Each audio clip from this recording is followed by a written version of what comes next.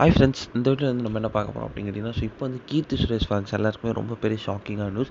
அதாவது கீர்த்தி சுரேஷ்க்கு வந்து கல்யாணம் நடைபெற போகுது, அதுவும் வந்து இந்த வருஷத்துலேயே கல்யாணம் நடைபெற போகுது அப்படின்றது இப்போ வந்து ஒரு கிட்டத்தட்ட அஃபிஷியல் நியூஸ் மாதிரி இன்டர்நெட்டில் போயிட்டுருக்கு. ஸோ அதை பற்றி அந்த வீடியோ ரொம்ப டீட்டெயிலாக பார்க்க போகிறோம்.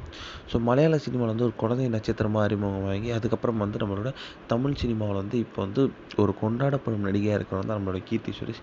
இப்போ வந்து குழந்தை நட்சத்திரம் வந்து நிறைய படங்கள் நடித்தாலுமே வந்து ஸோ அதுக்கப்புறம் வந்து ஃபேஷன் டிசைன் படிப்பை தான் முடிச்சுட்டு 2013 ஆண்டு வந்து நம்மளோட தமிழ் சினிமாவுக்கு வந்தாங்க. அப்போ வந்து ஃபர்ஸ்ட் டைம் வந்து நாயகியாக நடிக்கும் போது அவங்களுக்கு வந்து அந்தளவுக்கு பெரிய ஒரு வரவேற்பு கிடைக்கல.